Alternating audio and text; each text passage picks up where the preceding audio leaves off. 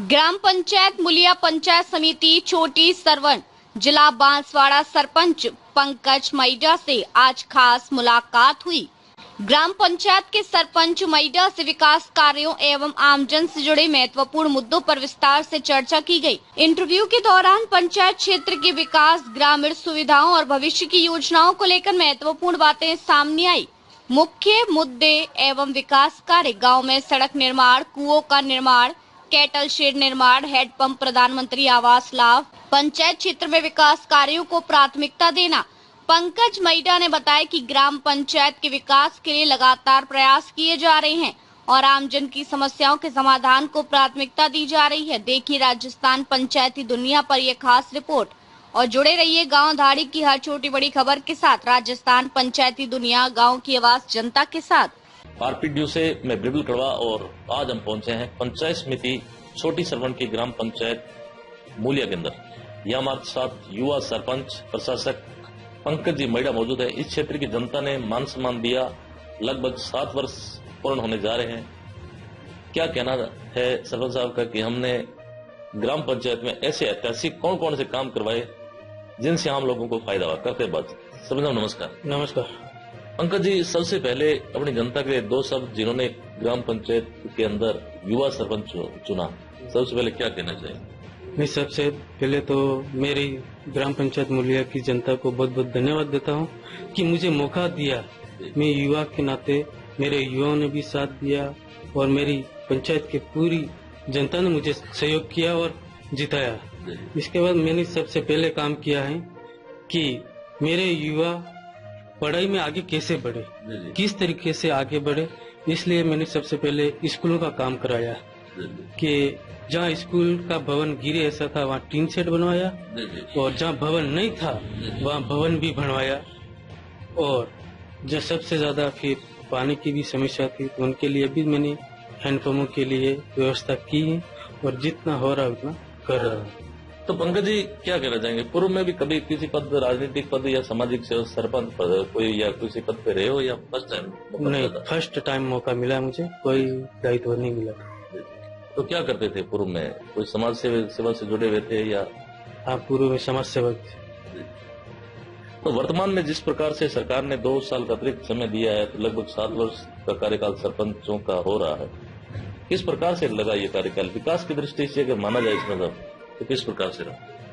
विकास की दृष्टि से तो थोड़ा कमजोरी रहा है ये 2 साल हमारे लिए, क्योंकि सरकार नई बनी थी तो वही डिस्टर्ब रही, इसलिए थोड़ा कम ही रहा। मतलब पहले तो कोरोना काल और वर्तमान में जो भाजपा सरकार के 2 साल मुख्यमंत्री को सरपंचों ने धन्यवाद भी ज्ञापित करने गए थे, तो उसका कोई रिजल्ट मिला या? उसका रिजल्ट तो हमको मिला है कि हमारे लिए 2 साल बढ़ाए और सरपंच आम लोगों हाँ प्रशासक हमारे तो कोई नहीं, पर जनता के लिए कुछ न कुछ हुआ है। जितना सरकार ने आगे से दिया है वो हमने यहाँ तक पहुँचाया है।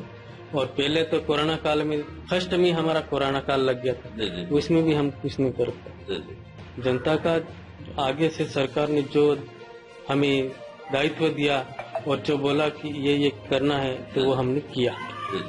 पंकज जी, अगर बात करें, जैसे आपने पहले भी बताया कि युवाओं का काफी सहयोग रहा, तो युवाओं के लिए कोई विशेष पंचायत के माध्यम से कोई प्रयास हुए? खेलकूद मैदान है या फिर एजुकेशन को लेकर या ऐसा कुछ विशेष आपकी पंचायत के माध्यम से? मेरे पंचायत में एक खेल मैदान है स्कूल का, जो ग्राम पंचायत मूलिया में ही है। उसके लिए मैंने जमीन आवंटित करा के उसके लिए बाउंड्री के लिए भी मैंने जिला परिषद पहुंचा दिया, लेकिन अभी तक उसकी सेंक्शन आई नहीं है। जब भी आती है उसकी बाउंड्री और खेल मैदान को व्यवस्थित करने का पूरा प्रयास करूँगा। मतलब खेल कूद को बढ़ावा देने का प्रयास कर रहे हैं। हाँ, खेल कूद। मतलब कभी खेल कूद के लिए ऐसा कोई अपने गेम्स वगैरह, प्रतियोगिता वगैरह का भी आयोजन आपके पंचायत के माध्यम से स्कूलों में करवाते हैं? हाँ, होता है, हर 12 महीनों में एक बार होता है हमारे। यूथ अच्छा कोऑपरेट कर रहे हैं आपको? हमेशा कोई गाइडलाइन भी देते होंगे, सर साहब ये करो वो करो, विद्यालय में साथ लेके चलते हैं? हाँ जरूर। या मनमर्जी करते हैं? नहीं साथ लेके चलते। साथ लेके चलते हैं। और सर, महानरेगा योजना किस प्रकार की योजना लगी आपको? जिस प्रकार से काम चल रहा है तो किस प्रकार से महानरेगा योजना किस प्रकार से? महानरेगा योजना सबसे अच्छी योजना है, लेकिन दिक्कत वहाँ आ रही है कि अभी क्या है कि लोकेशन ट्रेस कर दिया है और फेस टू फेस हाजिरी है। हाँ, तो क्या है, लोग पहले क्या काम नहीं करते थे, हाजिरी भरवा के चले जाते थे। अच्छा। इसकी वजह से ये महानरेगा थोड़ी कमजोर हो गई थी, क्योंकि योजना तो अच्छी है लेकिन यहाँ धरातल पे लोगों का सदुपयोग नहीं हो रही, सदुपयोग नहीं हो रहा, बस ये कहानी है। तो समझो, जैसे अभी आप कह रहे हो कि जियो टैग और ये जो आइज वाला सिस्टम किया, फेस वाला, इससे कोई परेशानी आ रही है लोगों को? इससे परेशानी तो आ रही है, कहीं कहीं नेटवर्क नहीं मिलता है, इसकी वजह से लोगों को वो प्रेजेंटेशन नहीं भर पाते हैं। और जो भी हैं और लोकेशन पे जाते हैं तो कहीं तो खड्डे में ही रहता है या फिर कहीं न कहीं अड़चन पैदा हो जाती है। हाँ, टेक्निकल समस्या आपके सामने आती है। हाँ जी। तो सरकार को इस पे कोई मतलब मंथन करना चाहिए। हाँ, सरकार को मंथन तो करना चाहिए, लेकिन अभी तक कोई डिसीजन नहीं ले रही और मजबूत करते जा रहे, लेकिन नहीं। मजबूत करे। जैसे अभी नया पोर्टल आ रहा है जुलाई के अंदर, तो उसमें क्या है कि 125 दिन गांव के लोगों को रोजगार मिलेगा। उसके लिए तो बहुत अच्छी बात है कि अभी जयराम जी योजना ना लागू करी है ना सरकार ने, 31 जुलाई से शायद लागू हो रही है। उसमें जो है जयराम जी में हर काम पक्का होगा तो दिखेगा भी और जनता का भी कुछ न कुछ भला होगा, इसलिए सरकार का भी लाभ है और जनता का भी फायदा है। हरित राजस्थान को बढ़ावा देने के लिए काफी पंचायतों वृक्षारोपण, हरित राजस्थान की एक लहर चली माननीय मुख्यमंत्री बद्रीलाल जी शर्मा के नेतृत्व में। तो अपनी पंचायत की क्या स्थिति? अपनी पंचायत में हरित के लिए मैंने जितने भी थे सभी रोडों पे पौधे रोपण के लिए सेंक्शन भी करा दिया और लगा भी दिए। अभी जो भी सेंक्शन आई है हमारी पंचायत में, वो भी काम अभी कल से चालू कर दिया जाएगा। और इसके लिए सबसे अच्छा है कि जो भी है गर्मी की वजह से परेशान होते, लोग भी परेशान होते, पशु पक्षी भी परेशान होते थे, इसकी वजह से थोड़ी गर्मी कम होगी। और जो कोरोना काल में ऑक्सीजन की कमी होती थी, उससे ऑक्सीजन भी मिलेगा हमें। ऑक्सीजन बिल्कुल पर्यावरण शुद्ध हो जाएगा और पर्यावरण की वजह से अपना सर्वदा पर्यावरण तो ठीक है, शुद्ध तभी होगा जब पंचायतों के पौधे पनपेंगे। यहाँ स्थिति है कि पौधे तो लग गए लेकिन बिना किसी देख रेख के वो पूरे वर्तमान में नहीं। मेरी पंचायत में ऐसा नहीं है। मेरी पंचायत में मैंने जिसको भी बोला था लगाने के लिए, उसको बोला कि ये तेरे को 4 साल तक संभालने तो ही पेमेंट करूंगा, नहीं तो नहीं करूंगा। और ये रोड का एक भी पौधा नष्ट होता तो उसको दोबारा लगाना है तुझे। तो ये कह सकते पूरे सक्सेस है। हाँ, पूरे सक्सेस है। हाँ, उसमें से 100% 90% तो फाइनल है मेरे। और क्या कहना चाहेंगे? समझो आपके टाइम में बड़े मोटे तौर पर अपना पंचायत की अगर बात करें, मूल्य में कौन कौन से मोटे तौर पर काम हुआ? मोटे तौर पर तो यही हुआ है, जैसे कहीं आने जाने के लिए रास्ता बंद था, जैसे एक तो बड़ा पुल बनाया, एक मैंने एनीकट बनाया था, नरेगा सही बनाया मैंने। कौन सा? एक सादरापाड़ा में है जोआ फाल के ऊपर, और एक ये मातापाड़ा में पुल बनाया, और एक मैंने एमएलए पूर्व मंत्री जी को बोल के, एक सबसे बड़ी समस्या थी दोलापाड़ा, स्कूल के लिए रोड नहीं था, तो पीडब्ल्यूडी वालों को बोल के एमएलए साहब को लिख के दिया था, एमएलए साहब ने फिर वो कराया, वो रोड का काम हो चुका है अभी। और इसके अलावा जैसे सरकार की जन कल्याणकारी योजना जैसे पीएम आवास योजना है, जो आम किसानों को पेट्रोल साइड है, ऐसी योजना एक धरातल पे किस प्रकार से चल रही है? ऐसी योजना तो बहुत अच्छी चली है। जितने भी मेरे यहाँ पीएम आवास थे सभी को दिलाए, और किसी कारणवश अपात्र हो रहा था उनको भी पात्र करके वापस दिलाया मैंने, कि गरीब है इसका अपात्र में कैसे गया। कलेक्टर साहब से भी बात है उन्हीं को, पात्र व्यक्ति नहीं, पात्र व्यक्ति को ही दिलाया मैंने, जो अपात्र पहले किसी कारणवश, जैसे जॉब कार्ड है या फिर खाता संख्या गलत है या फिर आधार कार्ड गलत है, उसकी वजह से उनका अपात्र में चला गया था, उनको पात्र करके वापस दिलाया। कुल मिला के सुविधाओं का लाभ अच्छा मिला ये जरूर। अभी आपकी नजर में ऐसी कौन सी समस्या है मूल्य के अंदर, जैसे चिकित्सा को लेकर, शिक्षा व्यवस्था को लेकर या सड़क को लेकर, आपकी यहाँ मेजर समस्या?